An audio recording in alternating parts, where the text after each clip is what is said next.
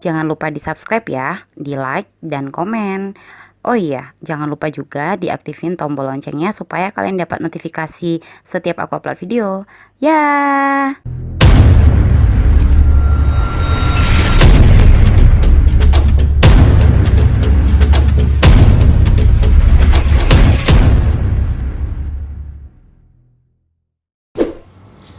Fiat Justitia Ruat Caelum. Semua hal tunduk di hadapan kebaikan. Perkenalkan, saya Luciana, salah satu member of Goliath Law Firm. Ya, konten ini akan berisi tentang edukasi hukum, konsultasi, dan sebagainya. Untuk itu kepada teman-teman yang sedang melihat, jangan lupa di subscribe, di like video ini, komen, dan di share sebanyak-banyaknya. Karena video ini merupakan salah satu edukasi hukum yang boleh kalian tanyai secara cuma-cuma, artinya nggak bayar ya. Baik, teman-teman, seperti apa yang sedang terjadi, kita boleh melihat maraknya demonstrasi ya, membahas tentang undang-undang cipta kerjanya bagaimana begitu. Jadi mereka banyak sekali yang tidak terima hadirnya undang-undang ini ya. Akan tetapi di sini saya bukan membahas undang-undang tersebut sampai selesai. Oh my god. What? 1000 halaman tuh, nggak kebayang. Tetapi di sini saya akan membahas tentang kontroversi terhadap pasal-pasal ini. Jadi kita sudah melakukan beberapa penelitian di sosial media. Banyaknya orang kurang bijak dalam men-share setiap status orang lain, tidak melihat dan meneliti dulu kebenarannya. Langsung aja dia main share sana, share sini, ujung-ujungnya apa? Membuat orang lain juga terprovokasi. Jadi di sini akan beberapa pasal saja yang menurut kami kontroversi itu. Baik, kami melihat hoaxnya atau tidak faktanya itu mengatakan bahwa mempermudahnya masuk tenaga kerja asing. Tapi dalam faktanya pasal 42 tetap sama ketatnya. Bagaimana? Masih harus tetap disertai RPTKA. Ya, jadi ada syarat-syarat tertentu yang memang masih dan tidak diubah dalam undang-undang cipta kerja ini. Ya, kemudian jabatan seperti personalia tidak boleh diduduki oleh tenaga kerja asing gitu. Jadi bahasanya terlalu vokal jika mengatakan mempermudah masuknya tenaga kerja asing gitu ya. Kemudian ada juga yang mengatakan nilai pasangon hak dikurangi, penghargaan masa kerja dan uang pengganti hak dikurangi, kata sosial media yang tersebar ya.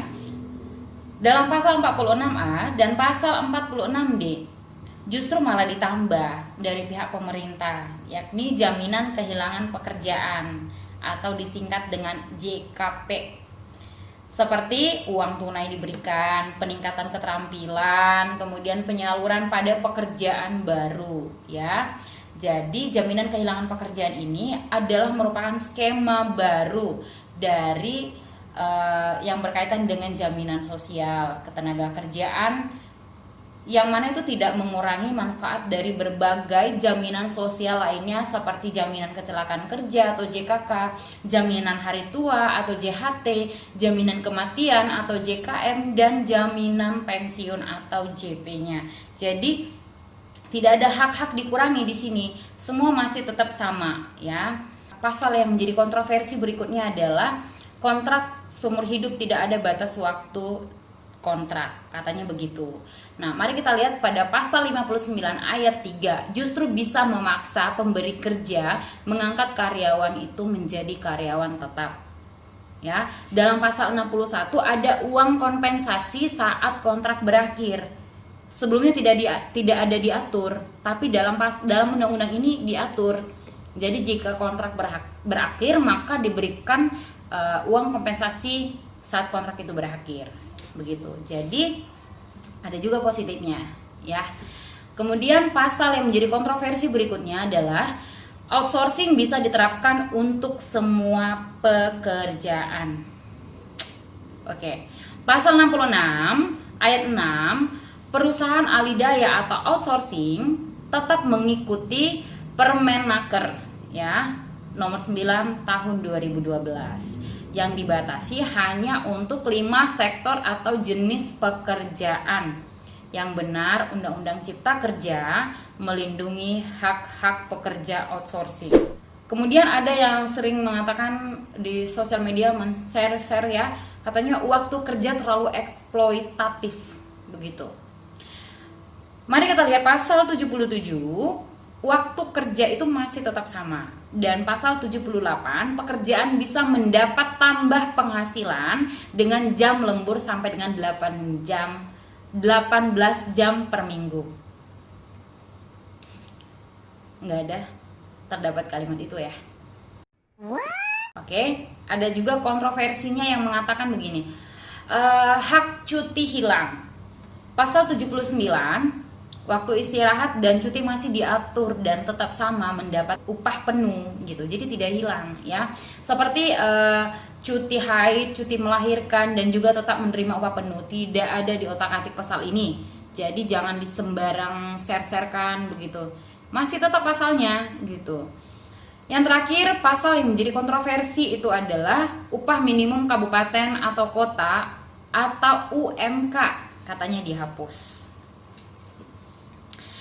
Dalam pasal 88C, justru gubernur wajib menetapkan upah minimum provinsi atau UMP dan dapat menetapkan UMK harus lebih tinggi dari UMP.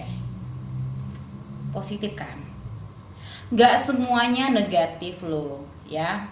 Jadi gini, pasal ini yang kami coba teliti melihat dari sosial media yang menjadi pergejolakan penolakan terhadap yang demo kemarin, itu pasal-pasal ini gitu. Jadi ayolah kita baca dulu sebelum turun ke jalan ya.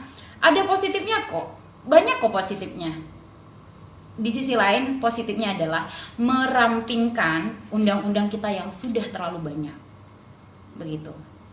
Jadi untuk teman-teman ya bolehlah mendapatkan aspirasi, silakan ya, kita dijamin haknya oleh undang-undang. Akan tetapi coba dengan sangat-sangat kalian itu jangan sampai merusak fasilitas umum, karena efeknya bukan karena kepuasan kalian, tetapi efeknya ke orang lain juga ya, seperti pembakaran halte terjadi di Medan, juga lempar gedung sana sini ya. Kurang lebih beginilah yang saya sampaikan, beberapa pasal yang menjadi kontroversi.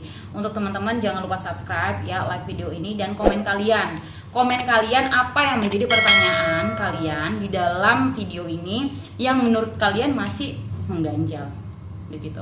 Demikian yang saya sampaikan. Saya Luciana undur diri. Terima kasih sudah menyaksikan. Goliath Law Firm akan membahas video-video lainnya, akan memberikan edukasi hukum, konsultasi hukum kepada teman-teman yang ada di sini. Saya Luciana undur diri.